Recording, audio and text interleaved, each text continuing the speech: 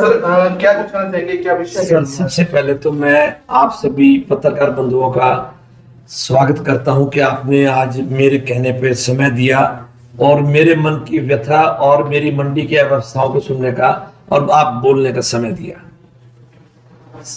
जैसा आप सब भली भांति परिचित हैं कि 1 अप्रैल से अनाज मंडी में गेहूं के भंडारण और उसका कार्य शुरू हो जाता है, खरीद का कार्य शुरू हो जाता है, जिसके लिए मशीनीकरण युग में बहुत संक्षिप्त समय मिलता है। किसान की कृषि उपज जल्दी आती है, उसकी भरान लदान उठाई वगैरह का कार्य चलना होता है, वो सारा सिमट कर 15 से 20 दिन का रह गया है। हमारी मंडियों में मेरे साथ में मेरे पूर्व प्रधान मनोहर मेहता जी बैठे हैं, मैंने भी 9 साल प्रधानगी की, और भी मेरे एसोसिएशन के सभी साथी बैठे हैं, उधर विजय चौधरी जी बैठे हैं। हम लोग गेहूं की सीजन से लगभग 1.5-2 महीने पहले व्यवस्थाओं का निर्माण करने में लग जाते थे कि इतनी आवक को एकदम से संभाल कर संतुलित रूप से सभी आड़तियों को संतुष्ट करते हुए किस प्रकार से गेहूं का निष्पादन किया जाए। बहुत ही अचंभे और दुर्भाग्य की बात है कि हम लगभग 70-80 से अधिक आड़ती किसी विषय पे इकट्ठे हुए थे। हमने एक हमारे कुछ ग्रीवेंसीज थी मौजूदा प्रधान के प्रति, उन्होंने कुछ दुर्भावनाओं का परिचय दिया था, उसमें हमने उनका डिस्कशन करने के बाद ये बात, उनके पदाधिकारी भी 3 हमारे पास मौजूद थे, जिसमें उप प्रधान, सेक्रेटरी और कैशियर भी मौजूद थे।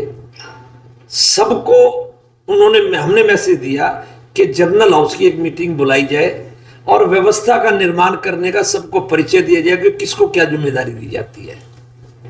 इस सब के विपरीत आज तक जितने प्रधान मेरे पूर्वत हुए, मेरे साथ हुए या मेरे बाद हुए, हर सीजन, चाहे वो धान का सीजन है चाहे वो कनक का सीजन है, एक जनरल हाउस की मीटिंग का बुलाना जाता है और उसमें बैठकर सबके सुझाव लेकर एक स्वस्थ परंपरा का और एक व्यवस्था का निर्माण किया जाता है, जो कि हमारे प्रधान जी ने डिमांड करने के बावजूद सिर से बात को उतार दिया। और जिसका परिणाम यह है कि आज मंडी में त्राही त्राही मची हुई है। कल आपने प्रधान जी की बाइट सुनी है, भी ठेकेदार मनमानी करता है। अगर आज से पहले प्रशासन के माध्यम से ठेकेदार को समुचित संदेश दिया गया होता और उसके ऊपर कोई ना कोई दंड का निर्धारण किया गया होता, तो प्रधान की ऐसी, अपने ठेकेदार की ऐसी उद्दंडता नहीं थी, हिम्मत नहीं थी कि वो प्रधान को जवाब दे दे भी तेरे से जो होता है कर ले। और प्रधान को भी इस बात को सुनकर अगर अफसोस नहीं हुआ तो मुझे तो कम से कम अफसोस है कि उनके साथ कम से कम 450 आड़ती और 600-650 लाइसेंस के आड़तियों का गारिमा जुड़ी हुई है। वो अपने आप को इतना असहाय क्यों महसूस कर रहे हैं? असहाय वो महसूस इसलिए कर रहे हैं कि उनके अंदर, खुद के अंदर जो है एक चोर है, वो अंदर से भयभीत है कि उन्होंने इस प्रकार से अपने पद का निर्वहन नहीं किया जो निष्पक्ष निर्वहन होना चाहिए। आज मैं आपके सामने बैठा हूं, मेरी 2 फर्म है, राधेश्याम सुशील कुमार, राधेश्याम एंड सन्स। आज तक एक बैग भी एसोसिएशन के माध्यम से मेरी दुकान का नहीं उठा। मेरे बच्चे, मेरे दुकान का नंबरदार, मेरा अकाउंटेंट, मैं स्वयं, हमने कैसे भाग दौड़ करके किसी भी प्रकार से ट्रक को लाए तो हमारा बार बार ट्रक का गेट पास काटने से रोका गया। अभी आपके आने से पहले, कुछ देर पहले ही आपके सामने बात हो रही थी, भी मेरे ट्रक का गेट पास नहीं काटा गया। परसों एएफएसओ ने 3 गाड़ियां मेरी लाइन में अलॉट करके दी और आपको मैंने सबूत दिया है, उन तीनों गाड़ियों के गेट पास मेरी लाइन के किसी भी आड़ती का नहीं कटा, वो पता नहीं कहां गई। अगर ऐसा अव्यवस्था रहेगी तो उसमें भ्रष्टाचार भी होगा। अगर ऐसी जो मनमानी और जोरा जोरी होगी तो वो पैसों का दोहन आड़तीय का होना लाजमी है। इतनी लेट गेहूं का उठान हो रहा है, एक एक आड़ती की 3 से 5 क्विंटल गाड़ी घट रही है साथियों। 3 से 5 क्विंटल का मतलब हुआ कि पूरी की पूरी आड़त का उसमें लग जाना, गेहूं उठाने के पैसे लग जाने, आड़त का फिर तात्पर्य क्या रह गया? किस लिए बैठकर हम काम करें और क्यों हम लोग जो है एक चुने पदाधिकारी बनाते हैं जो अपने पद का निर्वहन नहीं करते।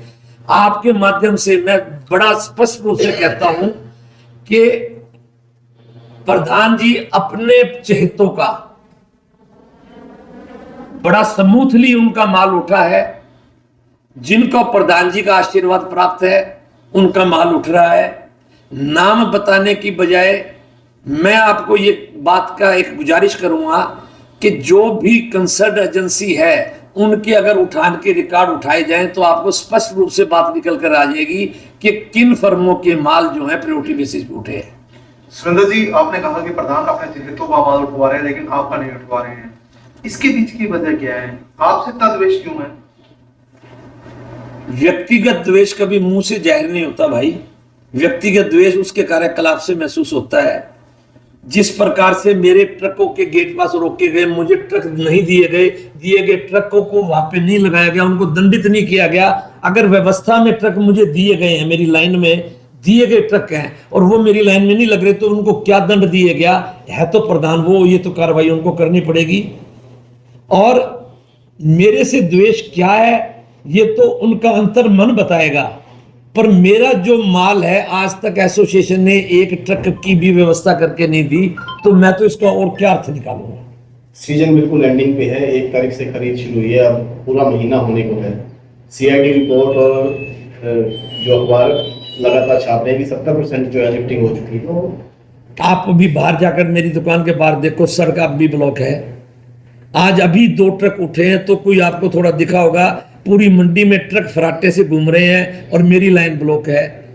क्या मेरी माल ज्यादा आता है? आपको बता दूं, बड़ा अद्भुत संयोग है कि पूरी 22 नंबर की नुक्कड़ से और 36 नंबर की नुक्कड़ पे 7 दुकानों पे ही माल आता है।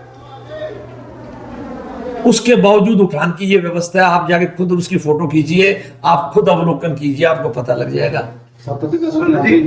जिस तरह की लिफ्टिंग की व्यवस्था आप बता रहे थे अनाज मंडी के अंदर हुई है और जो प्रॉब्लम सारी है उसको लेकर आपने प्रधान जी से बातचीत करने का प्रयास किया कि ऐसी व्यवस्था क्यों सुधार क्यों नहीं हो सकता? प्रधान जी ने आज मेरा जो ट्रक लाइन में लगा हुआ था उसको ट्रक को लेने गए तो उसके अंदर बैठे हुए आदमी को उन्होंने डांट के भगा दिया, पर उन्होंने जो है वो गेट पास मेरी ही लाइन में किसी आदमी को काट दिया। मैंने अपने बच्चे को भेजा कि बेटा तू पूछ के अभी प्रधान जी आप हमारा नंबर ही क्यों काट रहे हो? तो उन्होंने बड़ी बदतमीजी से मेरे बच्चे के साथ बात की और उन्होंने इसको कहा भी तू होता कौन है, चल कमरे से बाहर निकल जा। नहीं, एक तरफ तो प्रधान जी कल ब्रीफिंग में कहते हैं कि मैं आरटीओ के लिए लड़ाई लड़ रहा हूँ, कल ये बात कहते हैं ठेकेदार मनमानी कर रहा है और दूसरी तरफ वो खुद इस तरह की मनमानी करेंगे, फिर व्यवस्था कैसे सर मुझे नहीं मालूम उनके बारे में, तो मैं उनके मानसिक व्यवस्था का क्या, उनके मानसिक अवस्था का मैं कैसे बता सकता हूँ। मैं मेरे साथ जो घटित हुआ वो बता सकता हूँ कि वो कहते हैं आरतीयों के लिए लड़ाई लड़ रहा हूँ, वो थोड़ा सा फर्क है। वो आरतीयों से लड़ाई लड़ रहे हैं, आरतीयों के लिए लड़ाई नहीं लड़ रहे, आरतीयों से लड़ाई लड़ रहे हैं जिसमें मैं पीड़ित हूँ। मैंने अपनी व्यथा आज आपके सामने रखी है। मौके पे प्रधान है और ठेकेदार को फोन किया जाता है कि आप लिफ्टिंग नहीं करा रहे, ठेकेदार भी जवाब दे जाता है मंडी की हड़ताल कर लो, मैं नहीं कर सकता। तो जो भी ठेकेदार है अगर इस प्रकार की हिमाकत करता है, पूरी एसोसिएशन का हौसला उनके साथ है, प्रधान को आगे बढ़ के जो है पूरी इसका मुकाबला करना चाहिए। आओ हड़ताल लगाओ, धरना प्रदर्शन करो, कैसे सब साथ होंगे। हम लोग किसी व्यवस्था को तोड़ने के लिए नहीं है, व्यवस्था है ही नहीं, ये हमारा सबसे मन का दुख है। अब ये कहो जो पहले व्यवस्था कर रखी थी उसको सुधारने के लिए ड्रामा किया गया। 1500 से 2000 दुकानें हैं लगभग। क्या हमारी 650 दुकान 650 दुकानें, जितनी मंडी के इतने आदमी हैं, क्या लगता नहीं कि प्रधान को ये दिक्कत आ रही है? तो आप लोगों से बातचीत करके प्रशासन को जगाया जाए भी आरती हमारे साथ है। वो आज तक किसी मीटिंग में प्रधान जी बुलाते ही नहीं, मीटिंग करते ही नहीं है। अपने ऑफिस में जो हमारा कार्यालय है उसमें गिने चुने लोगों के साथ विचार विमर्श होता है और उसका अपने सोच से निष्पादन करते हैं। विचार विमर्श करें। जब हम लोग थे, हमारे मनोहर जी थे, हम पूरी लाइन की एक मीटिंग बुलाकर उसमें जिम्मेदार लोगों की एक कमेटी बनाते थे और वहां का संचालन, गेहूं का उठाने का संचालन उनको दे देते थे। तो सुंदर जी, अगर आपके प्रधान सुनवाई नहीं कर रहा है तो क्या इसके ऊपर कोई पैमाना है या कोई पैरामीटर्स हैं जिसके तहत आप जाके अपनी लिफ्टिंग की व्यवस्था को दुरुस्त कर सकते हैं? आपको लगता है ऐसा कोई सिस्टम हो सकता है? जी इसका एक बहुत अच्छा उपाय है।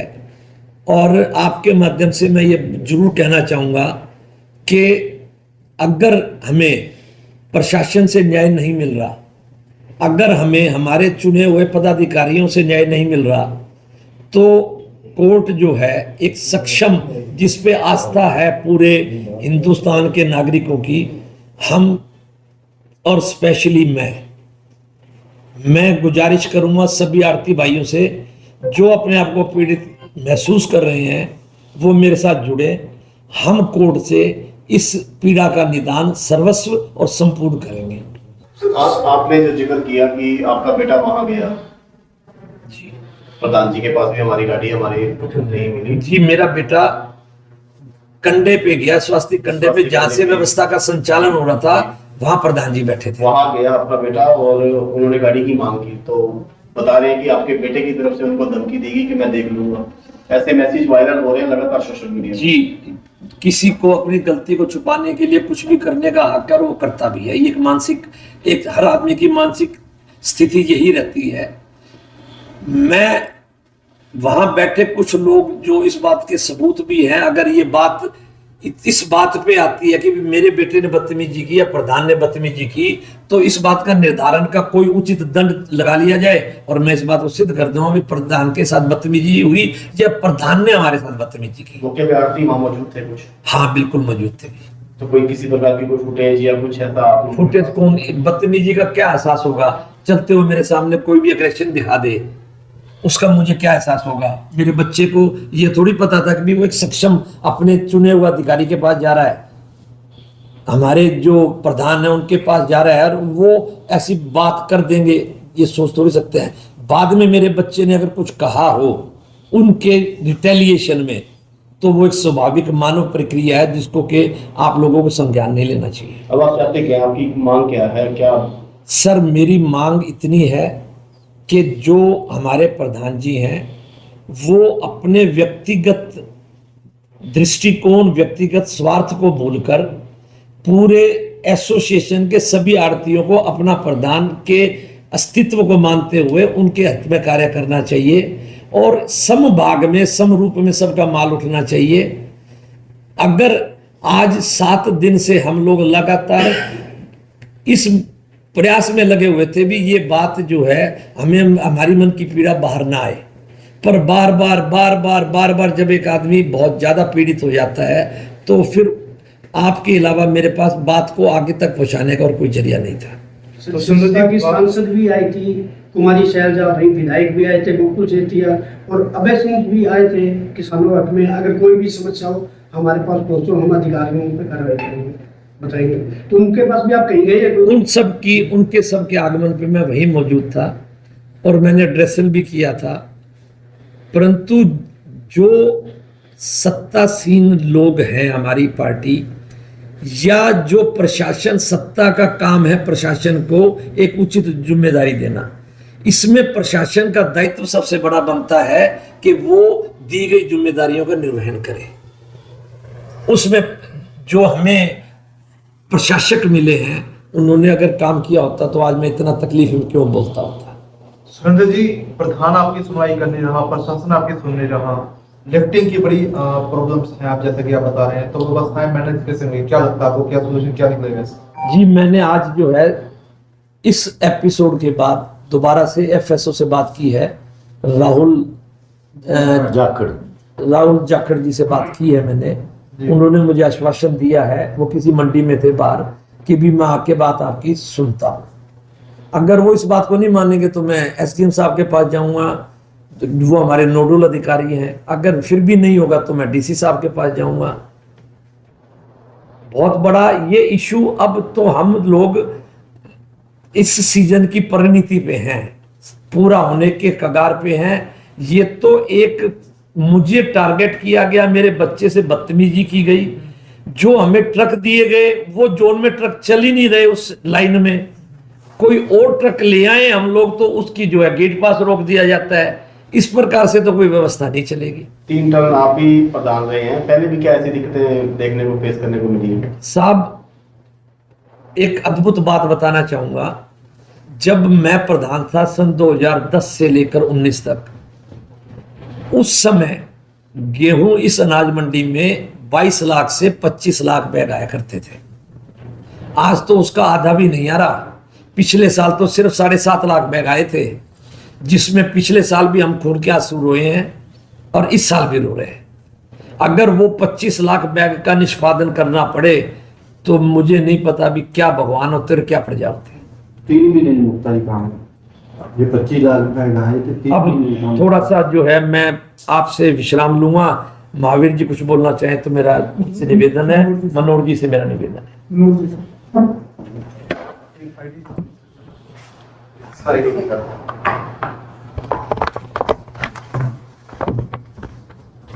बोला ये भी